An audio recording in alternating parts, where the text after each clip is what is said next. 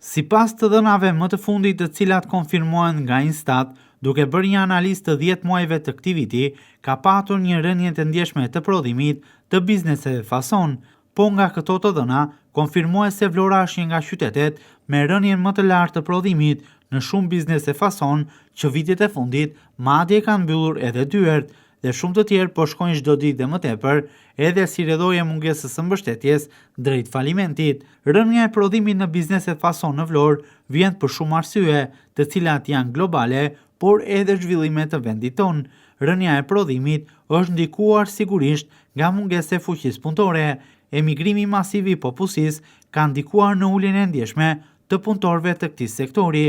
Kush mban mend realitetin e këtij tipologjie biznesi në vitet e mëparshme, e dallon qartësisht këtë fakt. Bizneset fason 10 vite më parë ishin të tejmbushura nga punojësit, ndërsa sot, për shkak se shumë prej qytetarëve janë larguar, këto biznese mezi mbahen në këmbë, duke mos gjetur punonjës. Në uljen e prodhimit ka ndikuar sigurisht edhe rënja e euros, ku shumë biznese të cilat më parë merrnin oferta në euro, i pranonin këto të fundit për shkak të kursit të lartë të euros, por tashmë nuk mund të ndodhë diçka e tillë, duke kërkuar oferta më të larta, sepse euro këmbet më pak. Këto oferta janë cilësuar shpeshherë edhe si jo të përshtatshme, tepër të larta nga bizneset europiane, të cilës sjellin kërkesa për produkte për të prodhuar në Shqipëri, të cilat tashmë kanë gjetur një treg tjetër prodhimi, sigurisht me pagesa më të ulta edhe të fuqisë punëtore.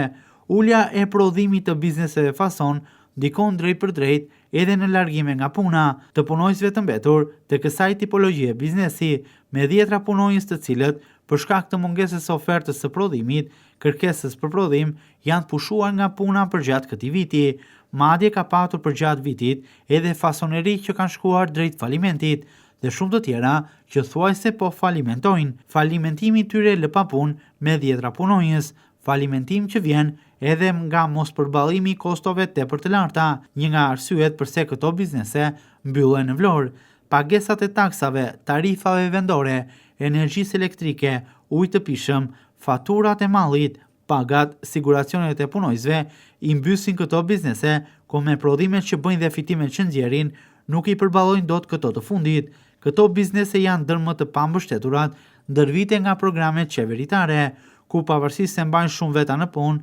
paguajnë taksa të shumta në shtet, sërish nuk marrin asnjë mbështetje, duke i detyruar që të falimentojnë.